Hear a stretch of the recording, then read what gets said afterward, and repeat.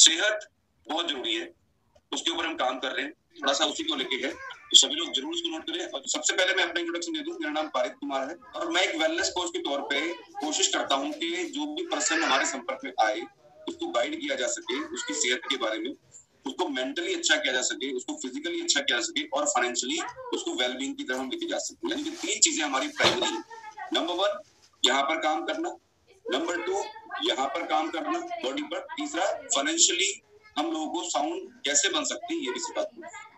I am a certified nutrition adviser, मैं एक certified nutrition adviser हूँ और हम लोग हर्बलाइफ न्यूट्रिशन कंपनी की तरफ से ट्रेन्ड वेलनेस कोच हैं। साथ में कंपनी ने हमें फैसिलिटेट किया कि हम अमेरिकन सोसाइटी ऑफ न्यूट्रिशन से सर्टिफिकेट मिला हमें न्यूट्रिशन के बारे में और पर्सनली मैंने फैब एकेडमी कैलिफोर्निया से सर्टिफिकेट लिया अबाउट द न्यूट्रिशन। तो दिस इज माय इंट्रोडक्शन। मेरी शुरुआत इस क्लब में या इस सिस्टम से कैसे हुई थोड़ा सा मैं आपको बता दूं। अब से करीब 8 साल पहले मेरी सेहत की वजह से मैं सिस्टम में आया था and to gain some financial support मैं सिस्टम में आया था। ज्यादा ओवरवेट था, ज्यादा के बहुत ओवरवेट था, 90 किलो के आसपास वेट था, बहुत सारे हेल्थ चैलेंजेस थे। जैसे शेर सिंह जी बता रहे थे बैठने का काम होता है, ऐसा है वैसा है, वही मेरे साथ था। मैं डिपार्टमेंटल हेड था कंपनी में और सारे दिन मेरे पास बैठने के ही सारे काम थे। इतने फाइलें साइन करना, इतने डॉक्यूमेंट साइन करना, मैनेजमेंट रिपोर्ट्स बनाना, फिजिकल एक्टिविटीज नहीं थी। और उसी के साथ में बहुत सारी ईटिंग हैबिट्स खराब थी। चाय बहुत ज्यादा पीता था एंड खाना तो ऐसा था कि खाना और मेरी बहुत दोस्ती थी, राइट। जब भी मिलते तो हम गले मिलते थे। अब गले कैसे मिलते हैं? खाने के साथ में, आपको पता ही होगा। जो भी है वो पेट में जाना है, हम ये नहीं देखते थे क्या रखा है सामने, क्या नहीं रखा है, वो बस पेट में जाना चाहिए। ऐसी रिलेशन थी खाने के साथ में। और करते करते वजन कब बढ़ गया, 90 किलो पहुंच गया, ये पता नहीं चला। उसके साथ में शुरू हुए बहुत सारे हेल्थ प्रॉब्लम। सबसे पहले शुरुआत हुई पेन्स की, पैर से शुरू हुआ, कमर में दर्द गया, गर्दन तक गया, सर्वाइकल स्पोंडिलोसिस हो गया। ब्लड प्रेशर की 180 प्लस एक नॉर्मल ब्लड प्रेशर था मेरे लिए, इतना तो रहता ही है किसी इंसान का जो काम करता है। ओके, ये सारी चीजें थी। Digestion was very very poor, नींद नहीं आती थी कई कई रातों तक, कितनी स्ट्रेस होती थी, काम करने का मन करता था, वर्कहोलिक हूं बचपन से, लेकिन शरीर ने अब सपोर्ट करना बंद कर दिया।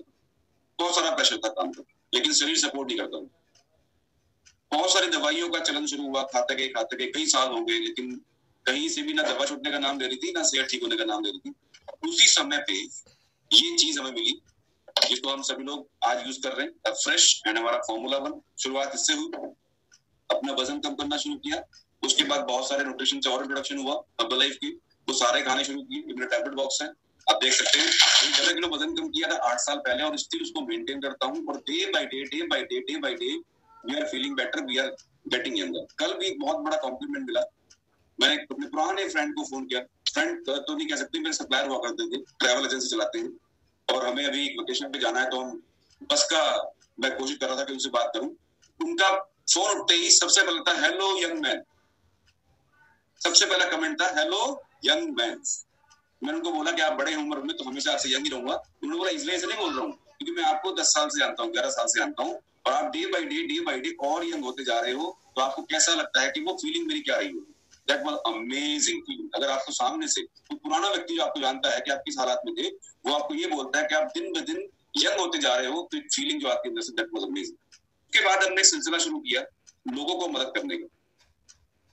आप सभी लोग किसी न किसी के बुलाने पर यहाँ आए हैं। ऐसे हमने बहुत से लोगों को बुलाया, बताया और उनको मदद करनी शुरू हुई। और थैंक्स टू गॉड कि आज हम बहुत सारे लोगों की मदद कर पाए हैं। 2,500 से 3,000 लोगों की मदद कर चुके हैं और बहुत सारे लोग आज भी इस पाइपलाइन में हैं और बहुत से लोग नए आने वाले हैं।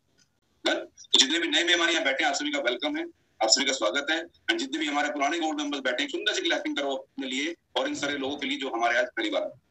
आज का टॉपिक इंपॉर्टेंट है, मैं इंट्रोडक्शन इसका दे चुका हूँ। अब बहुत ही छोटी छोटी बातें हैं लेकिन काम की बातें, आप इनको जरूर नोट करिएगा, क्योंकि किसी बड़ी बात से आपका जीवन नहीं बदल सकता, लेकिन छोटी छोटी बातों को अगर आप रोजाना अपनी जिंदगी में अपना ले तो आपका जीवन कहीं से कहीं पहुंच सकता है। ये मेरा मानना है।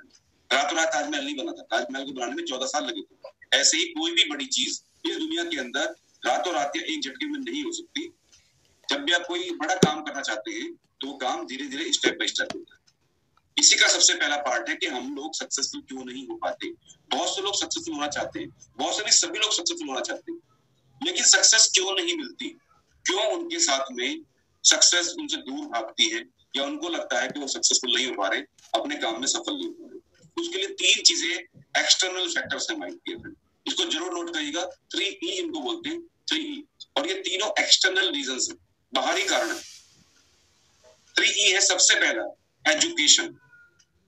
एजुकेशन के मायने केवल स्कूल जाना नहीं है, एजुकेशन का मायना केवल स्कूल जाना नहीं है। एजुकेशन हमारे घर से शुरू होता है कि हमें किस तरह की एजुकेशन मिली, चाहे वो हेल्थ की एजुकेशन हो, चाहे वो वेल्थ की एजुकेशन हो, वो किसी भी तरह की एजुकेशन, वो सबसे पहले हमारे को मिलती है हमारे परिवार से, हमारे समाज से। तो किस तरह की एजुकेशन उस इंसान को मिली है, इस पर उसकी सफलता निर्भर करती है। या दूसरा कंडीशन, वो किस तरह की एजुकेशन के साथ में अपने आप को लेके चलता है।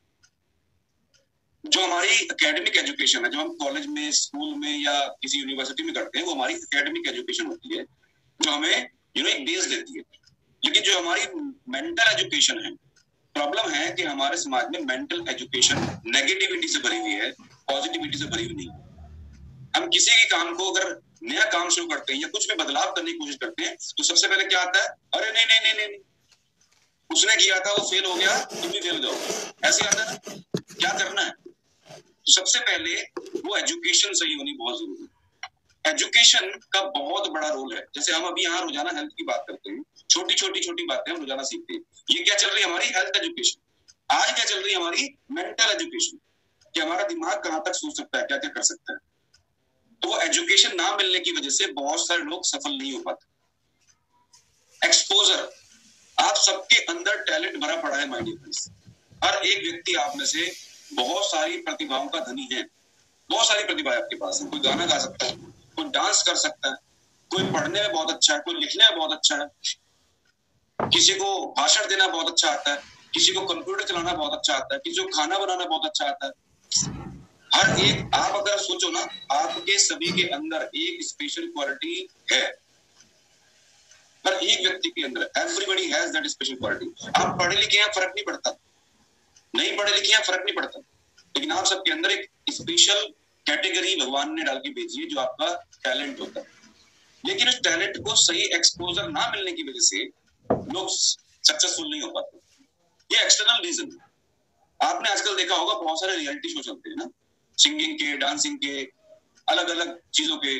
कितने सारे कलाकार वहां से निकल गए। सुनिधि चौहान, हम बचपन में देखा करते थे, मेरी आवाज सुनो, आप सबने देखा होगा। लता मंगेशकर जी उसको जज करती थी, वहां से सुनिधि चौहान निकल गए।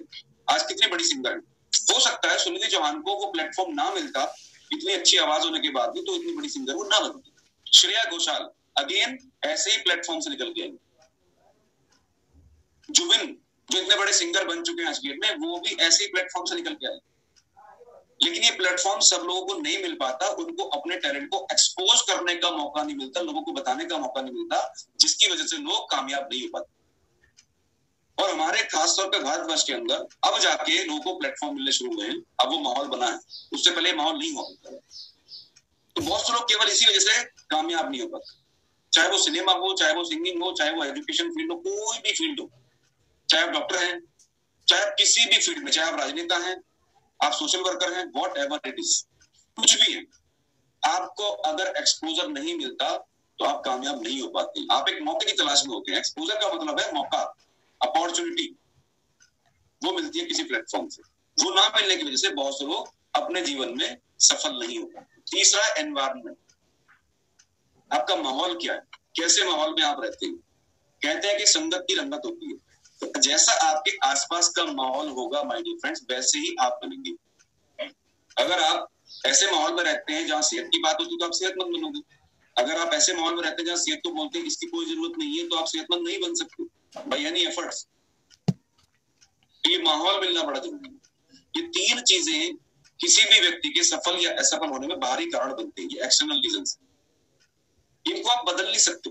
जब आप छोटे थे, आपके माँ बाप को आपको जितना पढ़ाना था वो पढ़ा दिया उन्होंने, तो एजुकेशन उन्होंने अपने हिसाब से दे दी, एक्सपोजर जितना आपको दे पाए उन्होंने दे दिया, एनवायरनमेंट जैसा क्रिएट कर पाए वैसा क्रिएट कर दिया, इसमें आपका कोई रोल नहीं था। लेकिन अगर यही आपको सही मिल गया होता तो आज आप जो हैं, आप सफल हैं, इससे कहीं ज्यादा और ज्यादा सफल आप हो सकते थे। ये पॉसिबिलिटी बन जाती है। कुछ और रीजन है। अब ये जो आपने 3 ई सुने, इन 3 ई को हमारे सामने रहे, हमारे सामने भी रहे, आपके सामने भी रहे, हर व्यक्ति की जिंदगी में 3 चीजें रहेंगी और रहेंगी जिंदगी में। इन चीजों में रहते हुए भी आप कैसे अपने आप को सफल बना सकते हो, उसके लिए बनानी है मैगी। मैगी कितने मिनट बनती है? 2 मिनट में बनती है ना, बस 2 मिनट। लेकिन ये वो मैगी नहीं है जो हम खाते हैं, ये हमारी मेंटल मैगी है, हमारे दिमाग के लिए। उसके लिए चाहे आपकी परिस्थितियां कितनी खराब हो, कैसी भी हो, अगर आप इस फंडामेंटल को अपनाएंगे तो आज से आप अपने जो भी आपका लाइफ का टारगेट है, व्हाट एवर इट इज, आप उसमें कामयाब होना शुरू होंगे। तो इसके लिए बात करते हैं सॉल्यूशन की। मेडिटेशन। मेडिटेशन एक जबरदस्त टूल है आपको आपके इन 3 एक्सटर्नल रीजन से बचाकर आपको सफल बनाने का। मेडिटेशन का मतलब क्या है? आप अपने आप से जुड़ते हो, आप यूनिवर्स से जुड़ते हो, इस प्रकृति से जुड़ते हो। आपके अंदर असीम शक्तियां हैं, बहुत सारी ताकतें आपके अंदर हैं, लेकिन वो पहचानना बड़ा जरूरी है। तो आपको अपने आप को पहचानने के लिए मेडिटेशन करनी है। मेडिटेशन के लिए आप क्या कर सकते हो, अभी ट्राई करें कैसे मेडिटेशन आप कर सकते हो। हमारे इंडिया के अंदर और पूरे यूनिवर्स के अंदर एक शब्द बड़ा जबरदस्त है, उसका नाम है ओम। इसके अंदर बहुत ताकत है। तो हम सभी लोग आंखें बंद करके 3 बार ओम बोलेंगे और जितना लंबा खींच सकते हो तो लंबा खींचेंगे। तो अपनी आंखें बंद करिए, आइज क्लोज करेंगे और अपनी जगह बैठ के, जहां भी आप बैठे हो, एकदम मन को शांत करके 3 बार जितना लंबा ओम खींच सकते हो उतना ओम बोलेंगे। अभी 3 बार ओम बोलने से आपने जरूर फील किया होगा कि आपके दिमाग के अंदर एक ज्वाला जली है, एक अलग सा एहसास होता है। सबसे पहला स्टेप, सुबह उठ के रोजाना आप 3 बार बिस्तर से उठिए या बिस्तर पे बैठे बैठे आंख बंद करके ओम बोलिए। और ये कोई भी बोल सकता है, इसके लिए कोई उम्र, कोई जेंडर की जरूरत नहीं है। मेडिटेशन में आप और क्या कर सकते हो जो आपके मन को सेंट्रलाइज करता है। जो आपकी नाक का बायां हिस्सा है, जो बाई नासिका है, इससे आपको सांस लेनी है, ओके, और उसके बाद छोड़नी है। 3 बार जितनी गहरी सांस आप लेंगे उसको थोड़ा रोकेंगे, होल्ड करेंगे और फिर आप दोनों नासिका से उसको बाहर छोड़िए। होल्ड करिए। अब आप देखो आपका मन सेंट्रलाइज रहता है। अब लास्ट मेडिटेशन वो करेंगे, आपको आंखें बंद रखनी है, अपनी सांस लेनी है, जिस स्पीड से आप सांस लेते हैं थोड़ा उसको गहरी सांस लेंगे, दोनों नासिका से लेंगे और फील करेंगे सांस आपकी बॉडी में कहां कहां तक पहुंचे। ओके, शुरू करें। 3 बार कम से कम इसको करेंगे।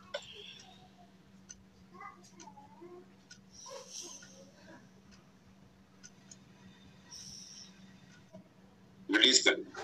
महसूस किया आपने, जब आपने 3 मेडिटेशन करी तो आपके दिमाग से लेके फेफड़ों तक, पेट तक ये पहुंची, फिर भी आपको फीलिंग आई कि यहाँ पे एनर्जी डेवलप होती है। तो रोज सुबह उठ के ये 3 प्रयोग आप कर सकते हो। ये सबसे पहला है, क्योंकि आप यहाँ अपने आप से बात कर रहे हो, आप क्या हो, क्या बन सकते हो, क्या कर सकते हो, बाहरी रीजन जो भी हो, बट आप यहाँ सेंट्रलाइज रहते हैं और आपकी एनर्जी बढ़ जाती है। दूसरा आप क्या करेंगे? दूसरा है अफर्मेशन। अफर्मेशन किसको कहते हैं? कि पॉजिटिव चीजों को मैं एक्सेप्ट करूं और अपने आप को बोलूं कि सब बढ़िया है और सब कुछ बढ़िया होने वाला है, राइट। तो इसके लिए हम एक फिल्म का डायलॉग है वो बोलेंगे, 3 इडियट का, वो था all is well, right, all is well. तो हाथ ऐसे करेंगे और बोलते हुए कहां रखना है? हार्ट वाली साइड में। कैसे करेंगे? All is well. All is well से आपने क्या मैसेज दिया अपने आप को? सब बढ़िया है, जो कल हुआ वो बढ़िया था, आज भी होगा, जो होगा वो बढ़िया होगा। आपने अपने आप को रेडी कर लिया। कई बार क्या होता है, हम बहुत सारे दुखों में, बहुत सारी मुसीबतों में, बहुत सारे चैलेंजेस में गिर जाते हैं और उनको हमारे दिमाग पर हावी कर लेते हैं। जब आप मेडिटेशन करते हो आपका दिमाग सेंट्रलाइज होता है, उसमें ताकत आती है। जब आप अफर्मेशन करते हो, आप बोलते हो जो होगा देखा जाएगा, जो हुआ वो अच्छा हुआ, जो आगे होगा वो भी अच्छा होगा। नेक्स्ट है ग्रेटिट्यूड। ग्रेटिट्यूड मतलब धन्यवाद देना। सबसे पहले उठ के धन्यवाद देना है भगवान को, ओके। कल रात आप सोए, आप आज सुबह उठे, पता नहीं कल रात कितने लोग दुनिया छोड़ के चले गए होंगे। तो आपको आज की जिंदगी मिली है, इस जिंदगी के लिए थैंक यू बोलना। तो थैंक्स बोलिए गॉड को, थैंक यू भगवान जी। आप जिनको भी मानते हैं, जिस भी परमात्मा एक ही है, जिनको भी आप, उनके अलग अलग रूप हैं, जिन भी रूप को आप मानते हो, बोलिए थैंक यू भगवान जी, धन्यवाद, thank you so much, thank you so much, thank you so much, जो आपने मुझे आज का दिन दिया। मेरे घर में जो कुछ भी है वो आपकी बदौलत है। मैं जो कुछ भी हूं वो आपकी बदौलत हुई। ये आपको सुबह उठ के बिस्तर पे बैठे बैठे आप जो रोटी खा रहे हो, जो रोटी पका रहे हो, जो कपड़े पहन रहे हो, जो गाड़ियां चला रहे हो, जो मकान में रह रहे हो, जो भी आप रोजगार है आपका, उसके लिए किसको धन्यवाद बोलना है?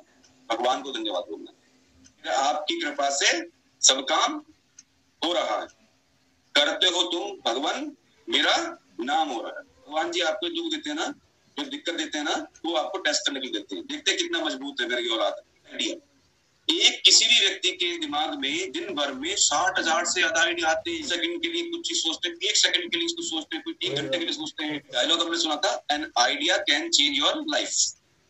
एक आइडिया आपकी जिंदगी बदल सकता है।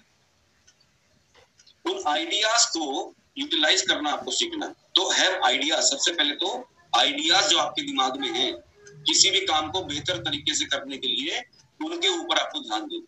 सपोज आप अपने बिजनेस के अंदर कहीं अटके हुए हो, कहीं भी अटके हुए हो, तो जब आप सुबह बोलोगे, उठोगे सुबह, मेडिटेशन करोगे, तो आपका दिमाग सेंट्रलाइज हो गया कि मुझे मेरे अंदर ताकत आ गई है। दूसरा अफर्मेशन, थैंक यू भगवान जी, कर सकता हूं मैं इसको, मेरे बिगड़े काम बन जाएंगे, मैं करके दिखाऊंगा। अफर्मेशन, मेरे साथ सब कुछ बढ़िया हो रहा है, मेरा ये काम कंप्लीट हो गया है, मेरा ये काम हो गया, मेरा ये काम हो गया, मेरा ये काम हो गया, मेरा ये काम हो गया।